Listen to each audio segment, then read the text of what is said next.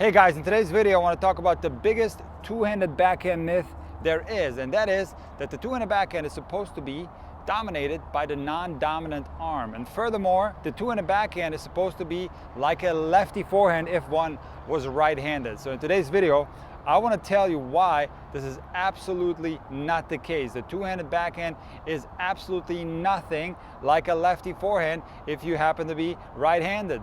Now, I'm not saying this to cause a stir. I do understand that the vast majority of coaches teaches the two-handed backhand basically by teaching a lefty forehand. And I'm telling you that these two shots, a lefty forehand and a right-handed two-handed backhand, is absolutely nothing in common. And I'm talking about 0%. They are very unalike in all technical aspects of those two strokes. In actuality, what the two-handed backhand is very similar to is the one-handed backhand. And if you go way back, if you look at textbooks from the 80s, you will see that the two-handed backhand used to be taught like this. Two hands were on the racket in the backswing, two hands were on the racket at the contact, and then just one hand would continue to stroke while the non-dominant hand would let go of the racket. And in fact, this is how many professional players used to strike the two-handed backhand. Most famously, Bjorn Borg, but also some modern players such as David Ferrer would hit the two-handed backhand in a way where they would let go of the racket with their non-dominant hand shortly after the moment of contact. Now I'm going to get into great technical detail why the two-handed backhand is nothing like a forehand. Later on in the video, I'm also going to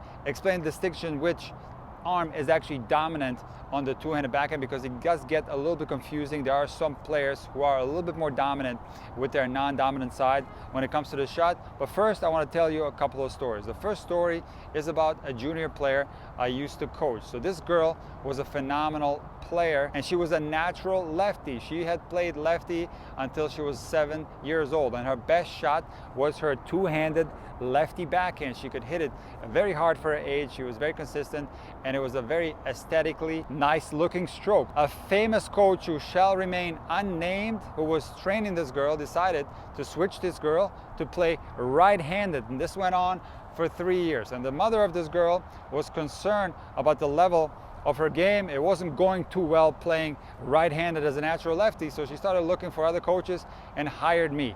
And after a few months, I decided to switch this girl back to her natural playing hand, which was her left hand. And something happened that completely blew my mind. So this girl had had a phenomenal two-handed lefty backhand, and I knew this from looking at videos back before she switched to playing right-handed. And now what happened was, after 3 years of playing righty forehands, you would think that her lefty two-handed backhand would improve, but the exact opposite was the case. Now her two-handed lefty backhand was her absolute worst shot. She had lost all the continuity, she had lost all the power and all the control, and also it didn't look good anymore, the stroke. It wasn't aesthetically pleasing at all. And this got me to question this whole idea that the two-handed backhand was supposed to be like a forehand. And I started thinking about my own game, and I realized that my two-handed backhand is absolutely my best shot. It is the most consistent shot. I hardly miss it. At the same time, my left-handed forehand is an absolute disaster. I am not very good playing lefty. I actually played some sets with some very low NTRP players, and I actually lost lefty. This is how bad I am as a lefty. So I have absolutely no skills with my left hand, but yet my two-handed backhand is by far my best shot. So this information worried me, and this led me to do a tremendous amount of research on the two-handed backhand. And in today's video, I'm going to break down why the two-handed backhand is nothing like a lefty forehand if you happen to be right-handed. And I'm also going to tell you how it works when it comes to which arm is dominant on this particular shot. So here's the deal, guys. I get a lot of players that come to me and they want to so badly learn the two-handed backhand, and this is what it looks like. Their right arm, if they happen to be right-handed, is completely overwhelmed by the left side. It gets tucked in and it completely over dominating this stroke with the left side of the body. So if you allow your left arm to take over on your backhand and that right side collapses underneath the racket, you're going to lose a lot of range of motion and you're going to lose a lot of continuity. Remember, the biggest power source on a two-handed backhand is the torso rotation. We have a little bit less range of motion naturally on the two-handed backhand because we're holding the racket with two hands. We have more range of motion with one hand. So what that means is that we need to utilize the torso rotation to generate power. We need to rotate as far as possible. I often compare this to a golf drive. This is the type of finish that you need on your two-handed backhand to be able to get the most amount of power, but also to get the most amount of control, which naturally, if you intend to finish the backhand up, across, and back, will result in a more vertical swing path.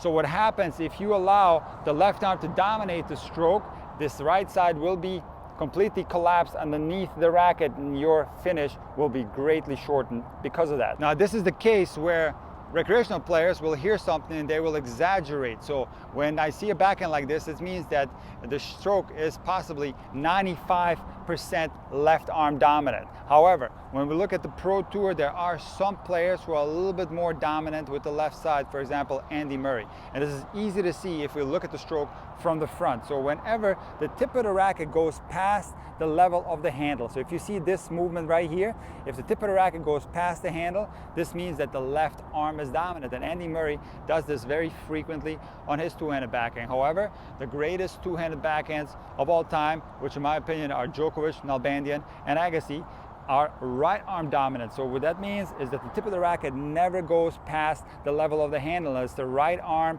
that is leading the way.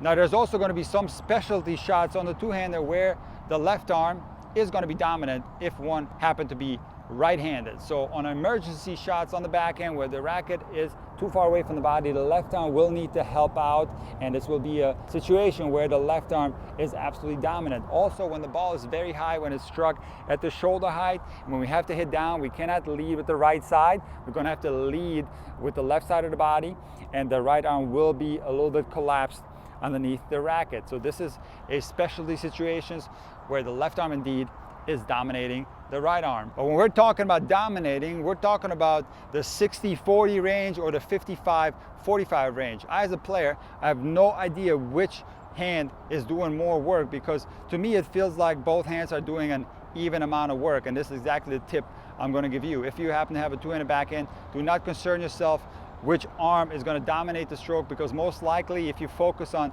dominating the stroke with the right or the left, you're going to do it way too much. You're going to exaggerate, and the ratio is going to be 70-30, 80-20, or worst case scenario is going to be 90-10, and now you're going to cause great harm to your two-handed backhand. So what you must do instead is not think about your hands at all and let the two-handed backhand happen naturally. And what will happen is that the range is going to be 55-45 or 60-40, and most likely most players that I have studied are a little bit right side dominant. So when we're talking about Nalbandian, Agassi, or Djokovic, or currently Zverev, who has, in my opinion, the best backhand on tour outside Nadal and Djokovic, all these players are right side dominant, but not by much. Maybe it's in the 60-40 range, and I guarantee you that these players are not spending 1 second thinking about which arm is doing more. Now listen, I'm fully aware that the same players I'm talking about, for example Zverev or Serena Williams, are going to tell you that the best thing you can do on your two-hander is to hit it like a lefty forehand. But I guarantee you that these players are not feeling that when they're playing. They're just regurgitating what they've heard from other coaches. And why is that? Because the two-handed backhand is absolutely nothing like a left-handed forehand, and it is more like a one-handed backhand. And here's the reason why. So let's talk about what happens on a left-handed forehand. This is for right-handed players. When we are taking the racket back, number one, we're going to loop the racket. And now when the racket starts to drop in the back, we're going to initiate the torso rotation, meaning that once we get in the forward phase, the chest is already going to be open, and we're going to continue to rotate, and when we make contact, the dominant shoulder is going to be ahead of the non-dominant shoulder. Now the two-handed backhand is a very complex shot. It has many little intricacies, and one of the things that's very interesting on the two-handed backhand is the timing of the torso rotation, which is unlike any other shot in tennis. So it has a delayed torso rotation, which means that when players have their racket above the level of the handle, they're not going to start rotating when they drop the racket. So that's the big difference between this shot and a forehand. So the rotation is going to start when the racket gets neutralized. So when the racket gets to a neutral area and we begin to go forward, now we're going to rotate the shoulders. And what will naturally happen is that we will make contact with the non-dominant shoulder behind the dominant shoulders.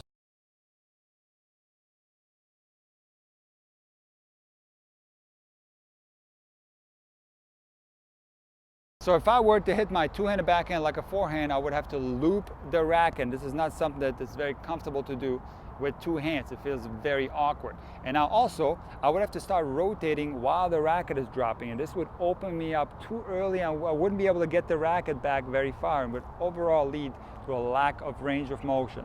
So what needs to happen on a two-handed backhand is unlike any other shot in tennis, and you need to have a rotation that's delayed, where you are waiting in this position with the shoulders completely turned, and when that racket starts to drop, it gets into a neutral position, you start going forward. This is when you initiate the rotation, and you're making contact quite late. And this is why the two-handed backhand is nothing like a left-handed forehand.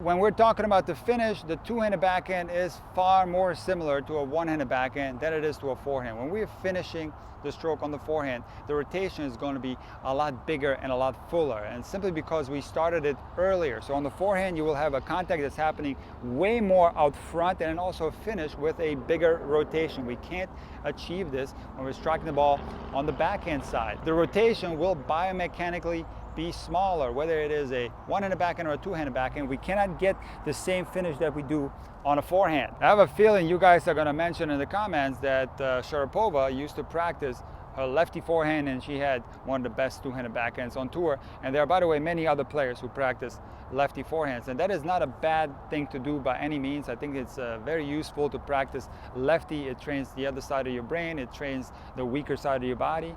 It's absolutely something that I encourage people to do. However, this will do absolutely nothing to improve your backhand.